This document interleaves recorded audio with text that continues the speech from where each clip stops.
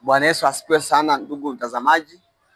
Kwa jina langu naitwa Mchungaji Edgar Lusesa, natokea Chuo cha Biblia Galamtoni Arusha. Leo tutajifunza somo linasema madhara ya kusema uongo, na hii ni sehemu ya pili. Kwa sehemu ya kwanza tuliangalia uongo ni nini katika sehemu ya kwanza, ndugu mtazamaji, na pia tuliangalia kwa nini watu wengi kusema uongo. Tuangalie vipengele hivyo viwili, uongo ni nini, kwa nini watu wengi hupenda kusema uongo.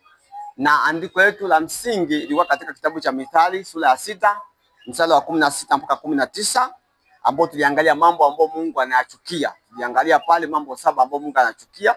Pamoja na mambo 7 tuliangalia pia shahidi wa uongo, asemaye uongo.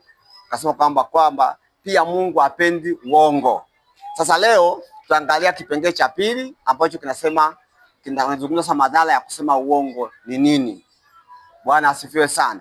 Katika kipengele hiki tunaangalia madhara ya kusema uongo, kwamba unaposema uongo, madhara ya namba 1, utapoteza uaminifu kabisa. Ukiwa unasema uongo, ndugu mtazamaji, utapoteza uaminifu kabisa, watu hawatakuamini. Maana hakuna mtu ambaye anapenda kuwa rafiki wa mtu anayesema uongo. Yaani mtu yote ambaye ni rafiki wa mtu huwa hapendi awe na rafiki ambaye si mwaminifu. Ni mtu ambaye anasema uongo. Kila mtu anapenda rafiki mkweli, rafiki mwaminifu. Kwa hiyo ukiwa unasema uongo, utapoteza uaminifu kabisa kwa watu. Watu hawatakuamini. Hata kama una habari njema, hata kama unataka kusema jambo la msingi kabisa, watu sema huyu tumemzoea, kaida yake huwa anadanganya. Hata hapa nadhani anataka atudanganye tu. Huyu sio mkweli. Kwa hiyo watu hawatakuamini. Kwa hiyo kutokuaminiwa ni madhara. Maana yake kuna mambo ambayo utapoteza. Jambo la pili, utapoteza heshima. Ukiwa ni mtu mongo, watu hawatakuheshimu kabisa. Hata mtoto mdogo hatakuheshimu, kwa sababu utapoteza ile heshima. Kwa hiyo hiyo ni moja madhara ya kusema uongo, utapoteza heshima. Kwa hiyo ukiwa unasema uongo, ndugu mtazamaji, na wewe unayesikiza katika somo hili, nataka nikwambie kwamba utadharauliwa, watu watakudharau. Kwa hiyo utapoteza heshima na watu watakudharau na utaonekana si chochote. Kwa hiyo uongo ni mbaya sana. Jambo la tatu, utapoteza ajira au kazi fulani uliyopewa. Utapoteza ajira au kazi uliyopewa. Ukiwa unasema uongo, utapoteza ajira. Kwa sababu kuna hata ofisini.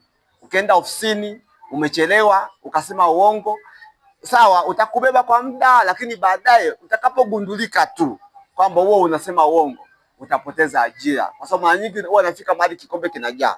Utamdanganya mume wako uko wapi. Kuna watu wanadanganya niko Mbeya wakati yuko Dar es Salaam, au niko Arusha wakati yuko Dodoma, anadanganya. Kwa unapodanganya, akigundua wewe mtu kwamba umdanganya, kama mlikuwa mmekubaliana mkataba fulani wa kazi, mkataba fulani wa ajira, atajua hata kama akikupa kazi au kwa sababu upo kazini atakufuta kazi kwa sababu wewe ni mwongo. Niwahi kutokea huko nyuma katika bunge fulani, mbunge aliwahi kufukuzwa bungeni kwa sababu tu alidanganya. Aliposema uongo, akasema thibitisha uongo uliosema. Alipoleta vithibitisho, wakaona kama vithibitisho vyenyewe ni vya uongo, havieleweki, wakamfukuza ubunge. Kwa sababu gani? Ya uongo. Hata mahakamani ukitoa ushahidi wa uongo, unaweza ukaingia hatiani ya kufungwa kabisa. Kwa hiyo uongo ni mbaya. Ukiwa unasema uongo, utapoteza ajira, utapoteza kazi, na hakuna mtu atakayekuamini pale kazini. Jambo la tatu, utapoteza mahusiano. Ukiwa mongo, utapoteza mahusiano. Maana yake ni kwamba kama ni mke wa mtu au ni mchumba, ukiwa unamdanganya, akagundua unamdanganya tu, atasema kama ni hivi uhusiano uvunjike. Maana kama bado tujaingia kwenye ndoa unadanganya. Je, tukiingia kabisa sitakuwa kasheshe? Bora uhusiano uvunjike. Kama ni mke akigundua unasema uongo, hata kaa kuamini. Anaweza kaa naishi na wewe kwa tahadhari kubwa kwa sababu umeshafunga naye ndoa, lakini hata kaa kuamini. Kwa hiyo unaweza kupoteza mahusiano, na kama atagundua ule uongo umemdanganya, anaweza hata ndoa ikavunjika kabisa. Na ndoa nyingi zimevunjika kwa sababu ya kutokuwa mkweli, kutokuwa mwaminifu. Kwa hiyo utapoteza mahusiano. Kwa jambo la tano pia, ukiwa mwongo nawe utadanganywa. Maandiko yanasema chochote apandacho mtu ndicho atakachovuna. Kusoma Galatia 6:7 kwamba chochote unachopanda unachovuna. Kwamba ukipanda roho ya uongo, na wewe ipo siku utavuna uongo. Alafu utakavyodanganywa, uongo wake utakuwa ni mkubwa sana kuliko hata vile ulivyodanganya wewe. Maana yake itakuuma sana utakapodanganywa. Tunaona mfano wa Yakobo katika kitabu cha Mwanzo sura ya 27 kuanzia mstari wa 1 mpaka 29. Tunamwona hapa Yakobo anadanganya anadanganya kupata mbaraka wa Esau, na alidanganya baba yake huyu Isaka alikuwa tayari ameshakuwa mzee na macho hayaoni, ni kipofu.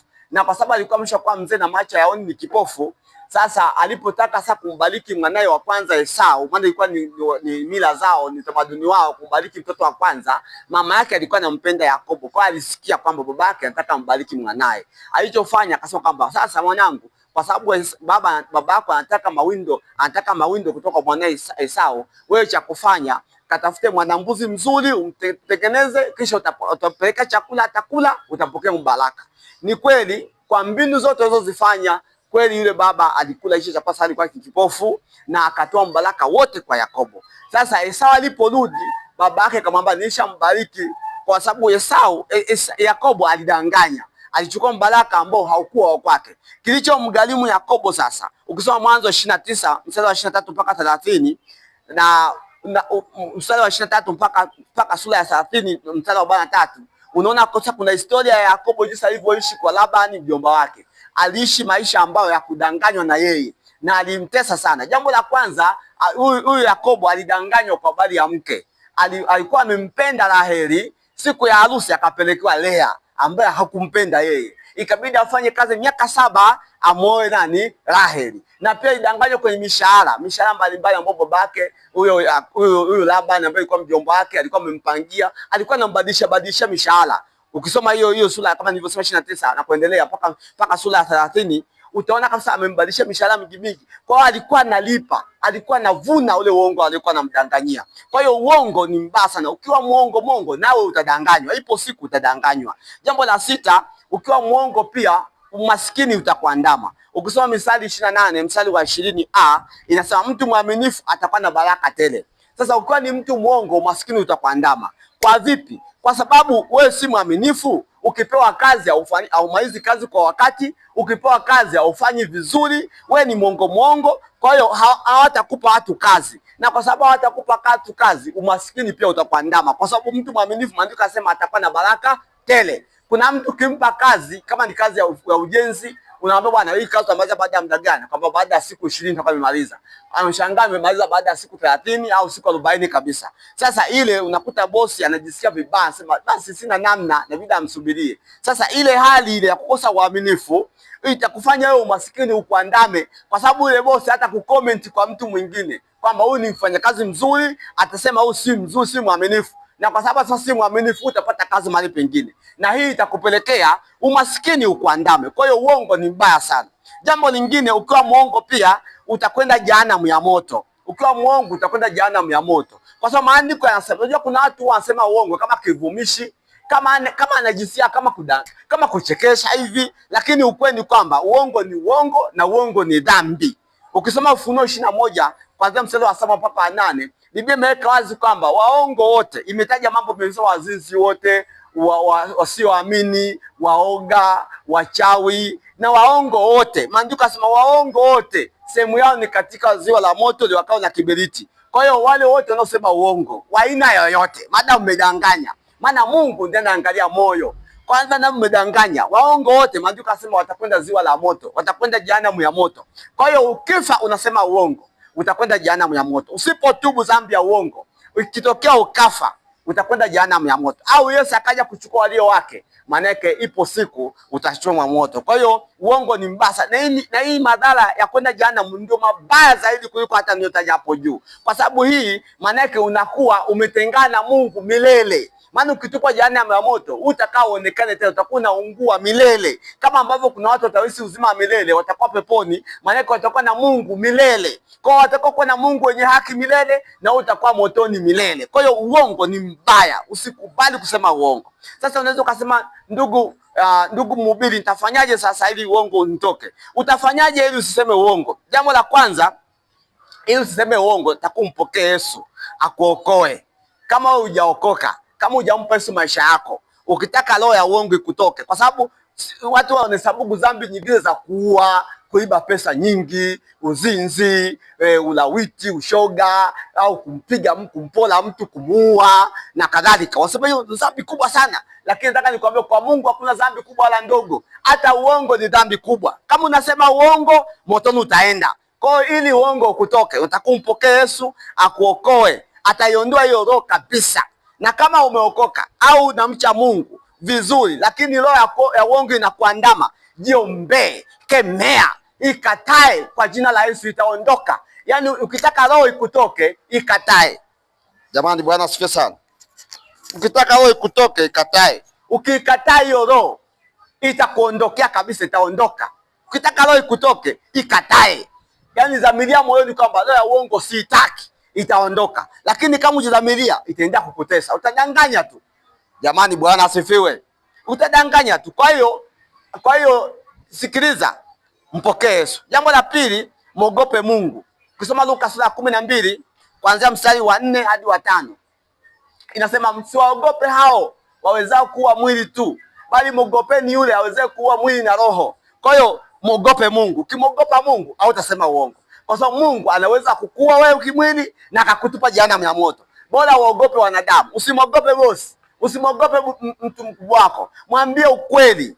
Bora, yani mara 100 niseme hivi, bora useme ukweli, uadhibiwe kwa ukweli uliosema, lakini kwa Mungu uko vizuri. Hata kama kazi utaikosa ile, Mungu atafanya njia kukupa kazi nyingine. Kwa sababu gani? Umesimama kwenye kweli, umesimama kwenye uaminifu. Kwa hiyo muogope Mungu, usiogope wanadamu. Jambo lingine, utafanyaje useme uongo? Uwe mwaminifu katika kila kitu unachokifanya. Uwe mwaminifu katika kila kitu unachokifanya. Na maanisha hivi, ukifanya miadi ya muda kwa wakati, fika kwa wakati pale ulipokuwa umekubaliana. Maanake nenda na muda. Maanake ukaa na muda. Maanake uwe mwaminifu kwenye wakati. Uwe mwaminifu kwenye muda. Ukipewa kazi, uwe mwaminifu kwenye kazi uliyopewa. Ukiwa kwa ndoa, uwe mwaminifu kwenye ndoa yako. Kwa mke wako au kwa mume wako, uwe mkweli.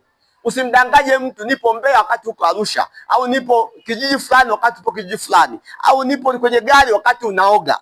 Uwe mwaminifu, kwa sababu siku akigundua tu hata kaa kuamini kabisa. Hiyo nayo ni mbaya zaidi. Jambo lingine, uwe mwaminifu kwenye utoaji. Yaani naposema mwaminifu katika kila kitu unachokifanya, kwenye utoaji, kwenye ahadi unazozifanya, uwe mwaminifu. Nataka nikwambie hivi, watu watakupenda. Watu watakupenda. Jambo lingine, utafanyaje ili uwe mwaminifu? Hakikisha kwamba unasema jambo ambalo huna, hakikisha kwamba useme jambo ambalo huna uhakika nalo. Jamani, Bwana asifiwe sana.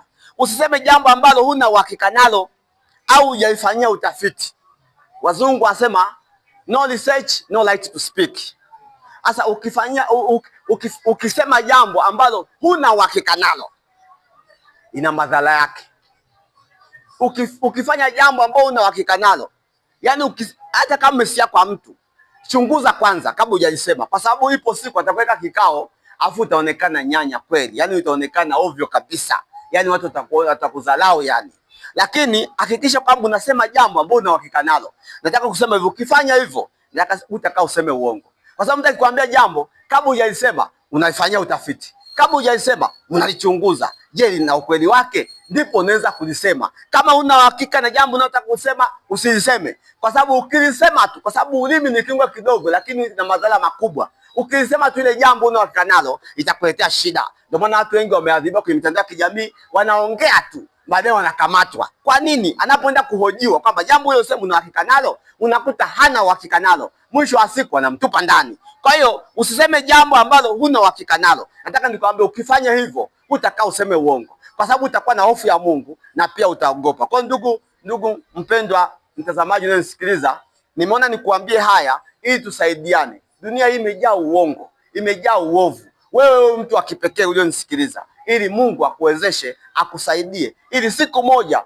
utakapokufa, siku moja Yesu atakapokuja, siku moja Mungu atakapokuja kuchukua walio wake, na Yesu atakapokuja kuchukua walio wake, uwe mmoja utakaochukuliwa. Kwa hiyo naamini kwamba umesikiliza. Naomba tu itendee kazi, na Mungu akubariki sana na akuwezeshe uende kudumu katika kumcha Mungu.